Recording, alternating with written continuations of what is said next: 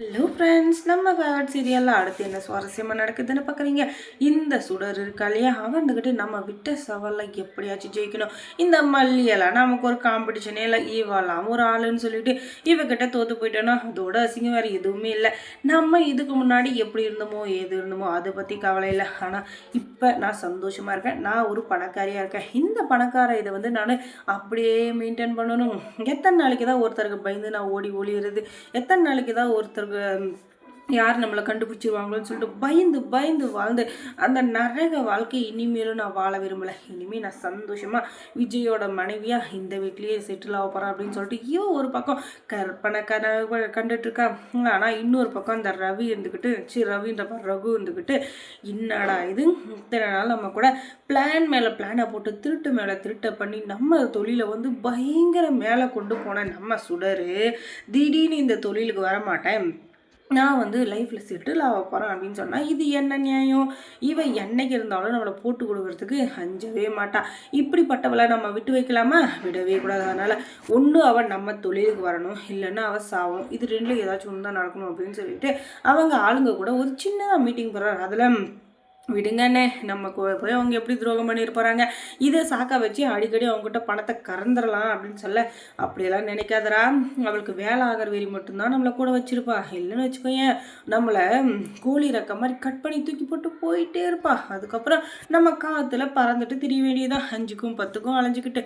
அதனால் அவளை விடக்கூடாது. அவள் தங்க கஜானாடா, அவளை விட்டுட்டோன்னு வச்சுக்கோங்க, அதுக்கப்புறம் நமக்கு என்னென்ன பண்ணுறதுன்னு தெரியாமல் மூளை மயங்கி போயிடும் அப்படின்னு சொல்ல, அதுவும் சரிதானே, ரொம்ப பெரிய மூளைக்காரங்க தான் நம்ம சுடரக்கா. ஆனாலும் அவங்களுக்குன்னு ஒரு வாழ்க்கை இருக்குல்ல அப்படின்னு தான். என்னடா வாழ்க்கை, இந்த வாழ்க்கைக்கு வந்துட்டா அதுக்கப்புறம் எதை பற்றி யோசிக்கக்கூடாது, அப்படி யோசிச்சா அது வாழ்க்கையே இல்லை அப்படின்னு சொல்லிட்டு தத்துவத்துக்கு மேலே தத்துவமாக அடிக்கிட்டு போகிறார் நம்ம ரகு. பாரா, ரகுக்கு இவ்வளோ அறிவா அப்படின்னு சொல்லிட்டு பார்த்தா ஆமாங்க. ஆனாலும் இந்த கல்யாணம் நடக்குமா அப்படின்னு சொல்லி பார்த்தீங்கன்னா கண்டிப்பாக நடக்க போகிறதில்ல. ஆனால் இப்போ இந்த சுடர்ந்துக்கிட்டு எத்தனை தடைகள், எத்தனை பிரச்சனை, எத்தனை வில்லத்தனை வந்தாலும் அது எல்லாத்தையும் அடித்து துடிச்சு தும்சை பண்ணிட்டு கடைசியில் அந்த விஜயை கல்யாணம் பண்ணிக்கிட்டு வாழ்க்கையில் செட்டில் ஆகிறது தான் என்னுடைய லட்சியம் அப்படின்னு சொல்லிட்டு ஒரே மூச்சை காத்துட்ருக்கேன். அதுக்கு இந்த ராஜேஸ்வரி உடந்த வேற இதுங்க எல்லாமே சேர்ந்துக்கிட்டு காலங்காலையிலேயே 4 மணிக்கே கோவிலுக்கு கிளம்பிடுறாங்க. என்னென்னவோ பிளான் பண்ணுறாங்க மல்லியும் நம்ம நாகவும், ஆனால் எதுவுமே பண்ண முடியல. இன்னொரு பக்கம் அந்த ரகுவும் பிளான் பண்ணுறாரு, இந்த கல்யாணம் எப்படியோ நடக்கக்கூடாது, அது நடந்தால் நமக்கு மரியாதையே இருக்காது அப்படின்னு சொல்லிட்டு. ஆனால் என்ன பண்ணுறது, எதுவுமே இப்போதைக்கு செட் ஆகலை. ஆனால் அதுக்காக அமைதியாக இருப்பாங்க அப்படின்னு சொல்லிட்டு நினைக்கிறீங்க, அதுதான் இல்லை. எப்படி இருந்தாலும் இதில் நம்ம தான் ஜெயிச்சாகணும் அப்படின்னு சொல்லிட்டு இந்த சுடர் இருந்துக்கிட்டு கல்யாணத்தை நல்லபடியாக நடத்தியும் முடிச்சிடுறா. அதுக்கப்புறம் நம்ம மல்லிக்கிட்ட விட்ட சவாலை ஜெயிச்சும் காட்டிடுறா. என்ன மல்லி, நான் போட்ட சவாலை நான் ஜெயிச்சிட்டேன், ஆனால் நீ தோற்று போயிட்ட, இதுதான் எனக்கு வேணும். நான் உன் கண் முன்னாடியே விஜயை கல்யாணம் பண்ணி வாழ்க்கையில் நல்ல இடத்துக்கு வரணும் அப்படின்னு சொல்லிட்டு நினச்சேன். அது நடந்துருச்சு. இதுக்கு மேலேயும் உனக்கு பயப்படணும் அப்படின்ற அவசியம் எனக்கு கிடையாது. ஏன்னா நான் விஜயோட ஒரு அக்ரிமெண்ட்டு இது இல்லை. நான் உண்மையான மனைவி, ஒரு முழு மனைவியாக இன்னைக்கு நான் பொறுப்பில் இருக்கேன். இதுக்கு மேலேயும் விஜய் பக்கம் நீ திரும்பி கூட பார்க்கக்கூடாது. ஏன்னா நான் இறந்துட்டேன்னு நினச்சி தான் உன்னை கல்யாணம் பண்ணார், வெண்பாவை பார்த்துக்க, இனிமே தான் நான் இருக்கேனே, நீ எதுக்கு அப்படின்னு சொல்ல, அதை நீ சொல்லக்கூடாது சுடர், நீ சொல்லவே கூடாது.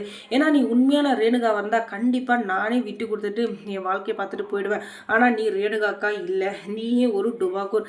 நீ பணத்துக்கு ஆசைப்பட்டு தான் இங்கே வந்த, நீ சரியான திருடி.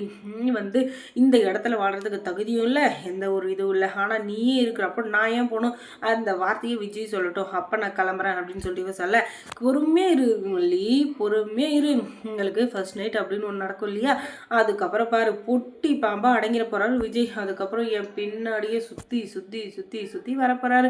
அதுக்கப்புறம் என்னுடைய உலகம், என்னுடைய வாழ்க்கை எல்லாமே ரேணுகா தான். இந்த மல்லியாது கொக்கா அப்படின்னு சொல்லிட்டு மல்லியை தூக்கி எறிய போகிறாரு. மல்லி நீ வீட்டை விட்டு வெளியே போகணும்னு சொல்ல போகிறாரு.